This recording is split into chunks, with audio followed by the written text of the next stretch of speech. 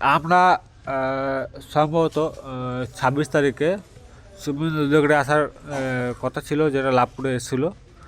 তো তখন আমরা আমাদের কঙ্কলা অঞ্চলে পতাকা বাঁধছিলাম। তখন আমাদের সর্বলেহনা অঞ্চল থেকে কিছু ব্যক্তি এসেছিলো যারা পতাকা বাঁধছিল, তার মধ্যে আমরা ইনভলভ ছিলাম। তো তখন আমাদের কঙ্কাল অঞ্চল থেকে কিছু ব্যক্তি যায়, তাদের মুখ ঢাকা ছিল, আমরা বুঝতে পারিনি। তারা একটা বলে যে এখানে পতাকা বাঁধা যাবে না, বিজেপির পতাকা বাঁধা যাবে না, দিয়ে থেট ফেট দিয়ে আমাদেরকে তাড়িয়ে দেয়। তার মধ্যে আমাদের কাজকর্তা ছিল, মুন্ডলের কাজকর্তা ছিল, তো তারা সরে যায়, পালিয়ে যায় ভয়ে।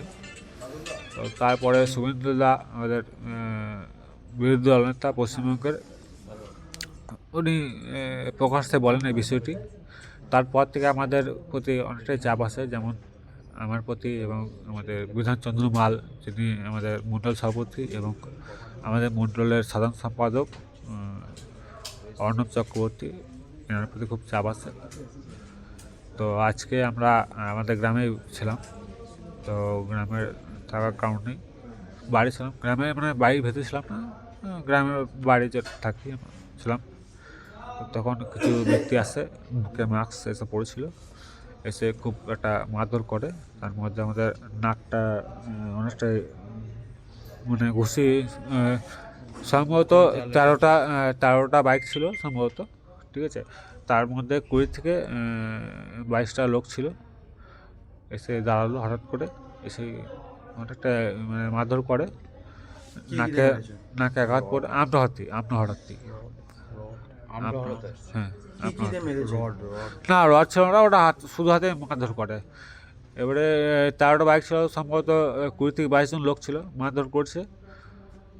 তো আমাদের এই নাকে খুব আঘাত পায়, তো নাকের খুব রক্ত বেরোচ্ছিল নাকে, এবং আমার এই শোল্ডারে এগুলো আঘাত পেয়েছে, মাথাতেও আঘাত পেয়েছে। তো ফ্র্যাকচার কোথাও হয়নি, নাকে থেকে রক্ত খুব বেরিয়েছে, নাকে থেকে জাস্ট রক্ত খুব বেরিয়েছে। তো এইটাই ঘটছে। না, তারা তো মুখে মাস্ক পরেছিল, ওরা সেই হনুমান টুপি যেন পরে থাকে, অনুব্রত মণ্ডল যে ডায়লগ, যে হনুমান টুপি পরেছে কে কখন মারধর করবে, তো সেই বিষয়টাই ঘটেছিল। যে হনুমান টুপি পরেছিল, আমরা চিহ্নিত করতে পারি না কে কে কোন ব্যক্তি।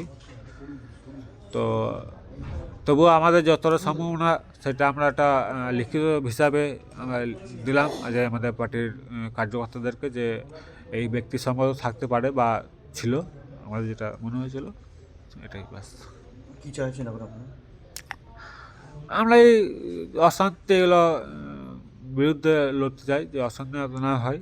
আমরা সবারই রাজনৈতিক কার্যকর্ম অধিকার আছে, আমাদের ভারতবর্ষের এটাই সংবিধান, যে যার মতভেদ কাজকর্ম করতে পারে, যে যার মতভেদে আমাদের রাজনৈতিক কার্যক্রম করতে পারে। আমার নাম শশীচন্দ্র দে, ডাকনাম প্রথম দে। আমি ভারতীয় জনতা পার্টির বোলপুর সাংগঠনিক জেলার আইটি ইনচার্জ। তো এটাই। দেখুন, আজকে তৃণমূল কংগ্রেস যে একটা ন্যাক্কারজনক ঘটনা ঘটালো, এর মাসুল তৃণমূলকে দিতে হবে। আমার জেলার আইটি ইনচার্জ ষষ্ঠীচরণ দে, যাকে আমরা টোটন বলে ডাকি, তাকে যেভাবে 15-20টি মোটর সাইকেল করে প্রায় 30-40 জন উন্মত্ত যুবক যেভাবে এসে তার ওপর আঘাত করেছে, এটা চরম চিন্তার বিষয়। তার চোখ, নাক, মুখ সব ফাটিয়ে দেওয়া হয়েছে, রক্তান্বিত করে দেওয়া হয়েছে। তারা কি চাইছে? আজকে সকালবেলায় তাদের সভাধিপতি কাজল শেখকে হাতে তরবারি দেওয়ার পর কি তাদের উৎসাহ বেড়ে গেল যে এইভাবে খুন খারাপি করে রাজনীতি করব? এটাই কি তারা পরিচয় দিল? আমি বলছি, কাঁচের ঘরে ঢুকে ঢিল মারা অন্যায়। তৃণমূলের কর্মীরা কাঁচের ঘরে ঢুকে ঢিল মারছে। ওরা ভাবছে আমরা এখানে হয়তো মারলাম, ওরা তো ভগবানের কেউ বর পায়নি। বিজেপি শান্তি শৃঙ্খলা বজায় রেখে প্রত্যেক মানুষকে ভালোবেসে রাজনীতি করতে চায়, হিংসার রাজনীতি করতে চায় না। কিন্তু সাপের লেজে পা দিলে সাপ ছোবল মারে, মৌচাকে ঢিল মারলে মৌমাছি হুল ফোটায়। তারাও খেয়াল রাখবে, তাদের ওই জায়গায় টোটনকে মারা হলো বা ষষ্ঠীকে মারা হলো, সব জায়গায় ওরা মারতে পারবে? আর ওরা কোথাও যাবে না? ওরা বোলপুর ঢুকবে না? কি চাইছে? ওরা কি চাইছে যে এইরকম একটা মারপিট করে রাজনীতি করব?